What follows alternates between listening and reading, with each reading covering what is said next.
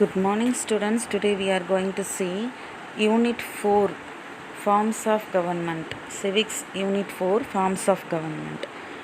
Government. What is the government? Government is the main agency of the state. State rule பண்ணுறதுக்குரிய ஆளுகிறதுக்குரிய ஒரு அங்கம் தான் இந்த government. இந்த கவர்மெண்ட்டை instrument for a delegation and execution of the state policies for the welfare of the people.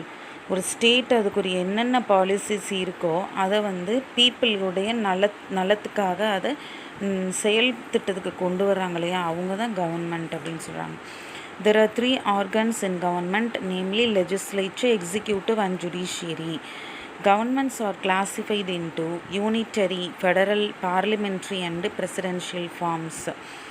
இப்போ 3 organs இருக்குது. லெஜிஸ்லேஷன்னா லா, எக்ஸிக்யூட்டிவ்னா அந்த லாவை எப்படி செயல்படுத்துகிறாங்கன்றது, தேர்டு இந்த சட்டத்தில் ஏதாவது திருத்தங்கள் இருந்துச்சுன்னா அது ஜட்ஜ்மெண்ட்டுக்கு கொண்டு வர அந்த ஜுடிஷியரி, நீதி சம்மந்தமானது. கவர்மெண்ட் அப்படின்ற வேர்டு எதுலேருந்து வந்துச்சு அப்படின்னு கேட்டால், government refers to the executive functions of the state. It denotes the body having authority to make and enforce laws applicable to the civil, corporate, religious, academic or other groups. The government, the term derived from old French governor அப்படின்ற ஒரு வேர்டில் இருந்து வந்தது. Latin word இது, குபர்னேர் அப்படின்னு சொல்கிறாங்க. The meaning of gubernare is direct பண்ணுறது, rule பண்ணுறது, கைட் பண்ணுறது, கவர்ன் பண்ணுறது. இதில் டிஃப்ரெண்ட் டைப்ஸ் ஆஃப் கான்ஸ்டியூஷன் இருக்குது. This comes under your 2 marks. Types of constitution, written constitution, unwritten constitution. Second flexible, ரிஜிடு.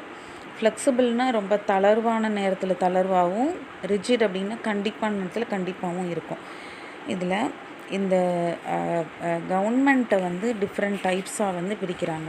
First என்ன பார்த்தோம், கான்ஸ்டியூஷனை டிஃப்ரெண்ட் டைப்ஸாக படிக்கிறாங்க. இப்போ கவர்மெண்ட்டை என்னென்ன மாதிரியான கவர்மெண்ட் எந்தெந்த நாட்டில் இருக்குதுன்னு பார்க்க போகிறோம்.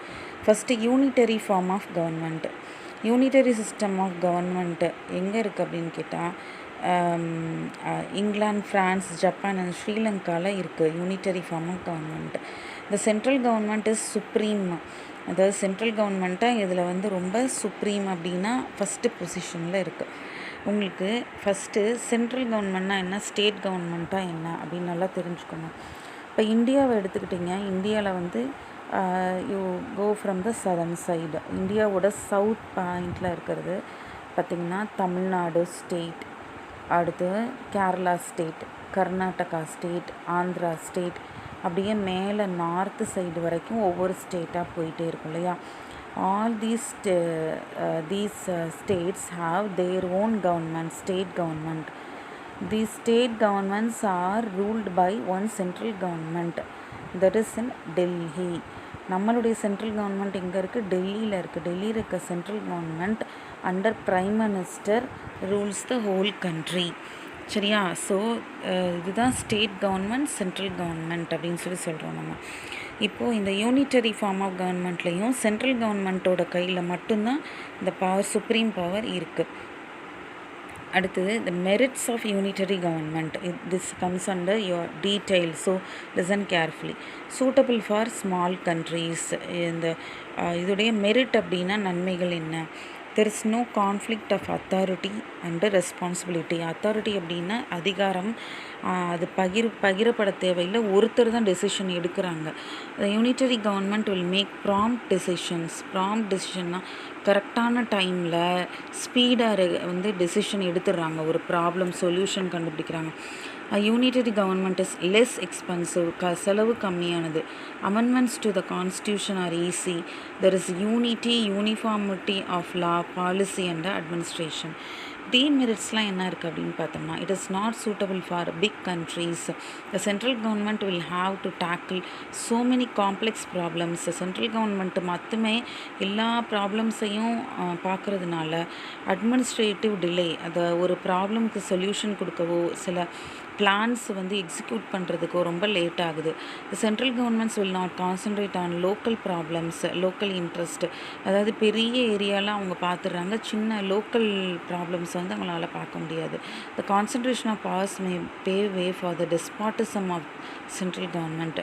டெஸ்பாட்டிசம் அப்படின்னு சொன்னால் அப்சல்யூட் பவர், அதாவது எல்லா அதிகாரம் ஒருத்தர் கையில் இருக்கும்போது தே மே ஆக்ட் க்ரூவல், அவங்க ரொம்ப அதிகார துஷ்பிரயோகம் பண்ணுறதுக்கு வாய்ப்பு இருக்குது. ஸோ இந்த யூனிட்டரி ஃபார்ம் ஆஃப் கவர்மெண்ட்டில் இது ஒரு டிமெரிட். யூனிட்டரி ஃபீச்சர்ஸ் அப்படின்னு பார்த்தோம்னா strong central governments control over state territory, single constitution. அதாவது Indian constitution it borrowed so many good points from other constitutions. So இந்த ஒவ்வொரு இதுலேயும் இருக்கிற நல்ல நல்ல பாயிண்ட்ஸை எடுத்து தான் நம்ம ஃப்ரேம் பண்ணியிருக்கோம் இந்தியன் கான்ஸ்டியூஷன். ஸோ ஒவ்வொன்றிலையும் எப்படி இந்தியன் கான்ஸ்டியூஷன் இதில் எதை எடுத்திருக்காங்கன்றதை நம்ம பார்க்குறோம். So unitary features of Indian constitution இதை நம்ம பார்த்தோம். Single citizenship, single integrated judiciary, all India services, இதெல்லாம். நெக்ஸ்ட்டு யூனிட்டரி ஃபார்ம் ஆஃப் கவர்மெண்ட்டுக்கு அடுத்து ஃபெடரல் ஃபார்ம் ஆஃப் கவர்மெண்ட். இந்த federal form of government the powers are divided between national government and the regional governments. கான்ஸ்டியூஷன்லேயே இது சொல்லியிருக்காங்க. பவர்ஸை வந்து எப்படி நம்ம central and state government divide பண்ணிக்கிறோமோ அதே போல் இங்கேயும் national government and regional government divide பண்ணிக்கிறாங்க. This federal form of government is in practice in USA, Switzerland, Australia, Canada, Russia, Brazil, Argentina, இங்கெல்லாம் இருக்குது. மெரிட்ஸ்ன்னு பார்த்தோம்னா reconciliation of local autonomy with national unity, அதாவது ஃப்ரெண்ட்லி ரிலேஷன்ஷிப் இருக்குது லோக்கலுக்கும் ரீஜனலுக்கும் central கவர்மெண்ட்டுக்கும். நெக்ஸ்ட்டு பார்த்திங்கன்னா டிவிஷன் ஆஃப் பவர், ரெண்டு பேரும் பாதி பிரிச்சுக்கிறாங்க. It gives rise to big states. Distribution of powers check the despotism.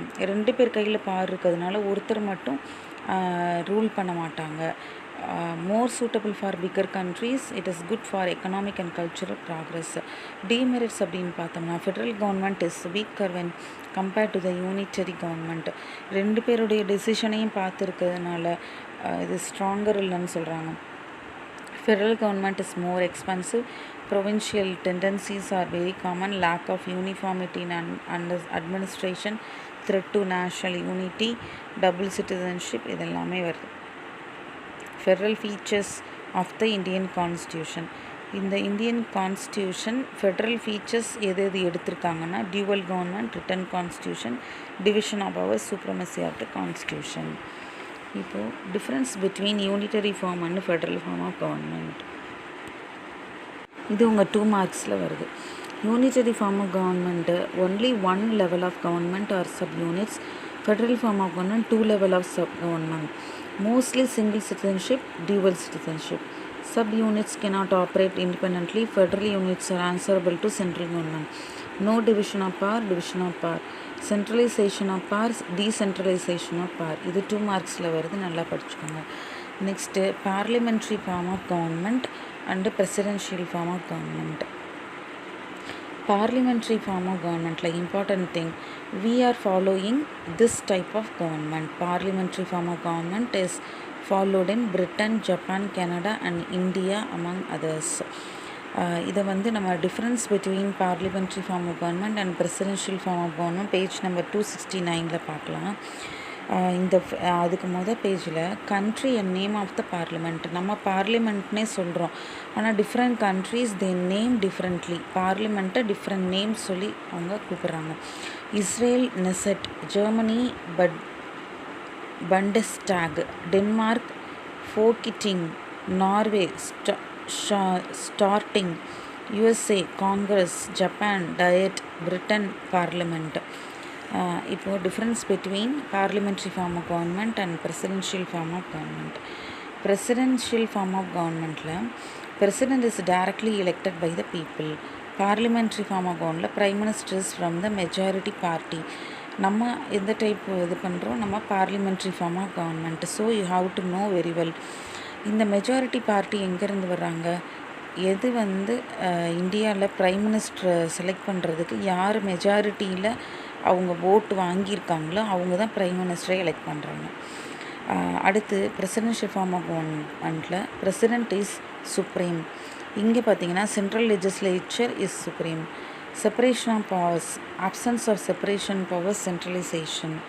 Independent branches with overlapping functions. President வந்து ஹெட் ஆஃப் த ஸ்டேட்.